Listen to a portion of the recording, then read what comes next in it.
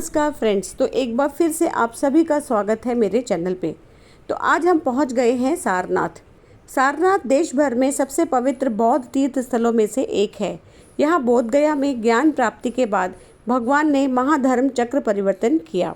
सारनाथ भारत के उत्तर प्रदेश राज्य के वाराणसी से 10 किलोमीटर में स्थित एक प्रमुख बौद्ध तीर्थ स्थल है और यहाँ पर घूमने के लिए बहुत सारे दर्शनीय स्थल हैं जिनकी जानकारी मैं आपको आगे दूंगी।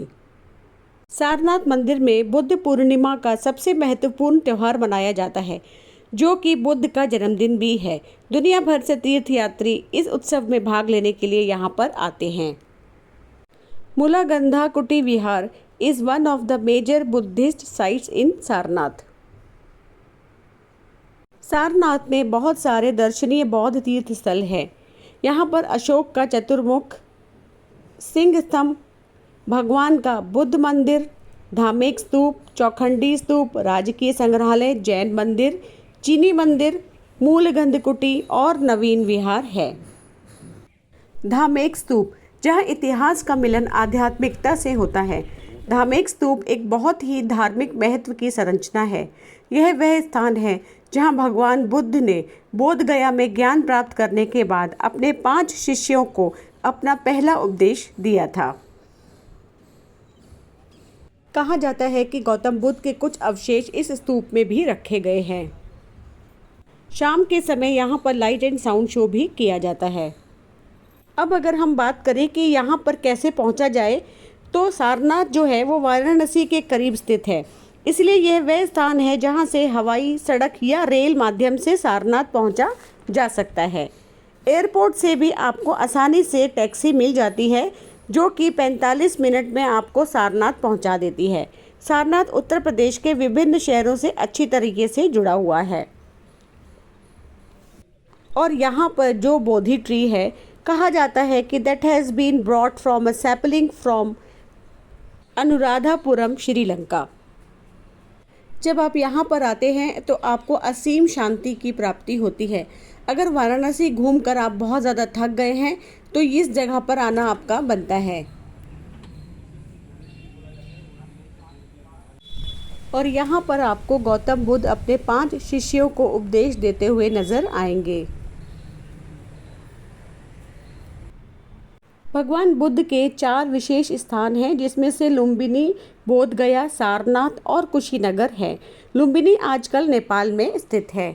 यहाँ पर आपको गौतम बुद्ध अलग अलग मुद्राओं में बैठे हुए नजर आएंगे। किसी का डर है नहीं, नाम सुनोगे अंगुली माल डाकू का, जो श्रावस्ती के जंगल में आते थे रागरों का सामान लूटता था, प्लस अंगुली काट के माला पहनते, जिससे बुद्ध ने ज्ञान दिया। ऐसे मुद्रा, मिसी मुद्रा, यानी अभय मुद्रा का डिजाइन, जिसका कोई वो है नहीं, बात होता है। और इसके साथ ही लगा हुआ है थाई मंदिर।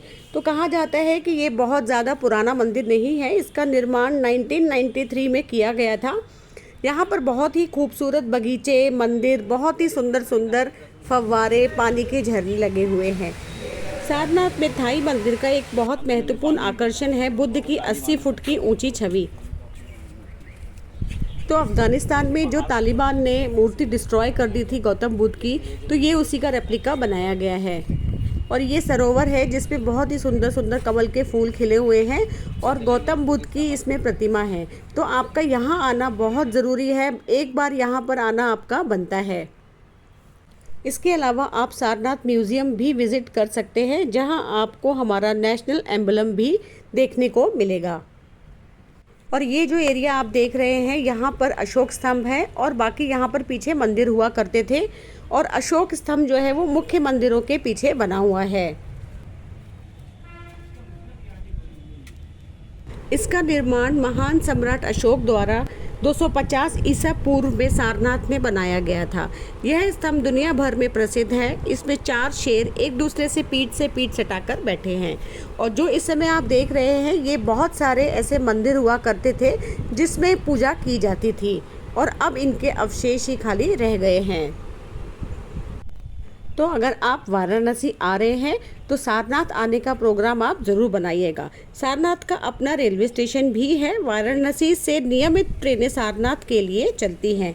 वाराणसी से सारनाथ के लिए आप ऑटो भी कर सकते हैं, जिनका किराया बहुत ज़्यादा नहीं है।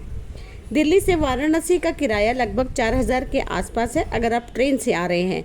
तो जनरल टिकट अगर आप लेते हैं तो 400 रुपये के आसपास है, और अगर आप वंदे भारत से आएंगे तो उसकी टिकट का किराया जो है वो 1800 रुपये के आसपास पड़ता है।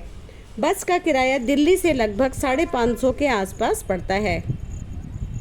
सारनाथ में कई आश्रम और मंदिर हैं जहां रहने की बहुत अच्छी सुविधाएं हैं। इसके अलावा अगर आप किसी महंगे स्थान पर रहना चाहते हैं तो बहुत ही अच्छे वाले होटल भी बने हुए हैं, वरना अगर आप सस्ता अगर कोई आप साधन ढूंढ रहे हैं तो यहाँ पर बहुत सारे ऐसे सस्ते होटल भी हैं जहाँ पर वे आप आके रुक सकते हैं। खाने पीने की कोई भी यहाँ पर दिक्कत नहीं है, खाने पीने की बहुत अच्छी सुविधाएं हैं। जगह जगह पर आपको रेस्टोरेंट और होटल मिल जाएंगे। तो मुझे बताइएगा कि मेरे साथ सारनाथ के दर्शन करना आपको कैसा लगा। और इसी के साथ आप सभी से विदा लेते हैं। नमस्कार।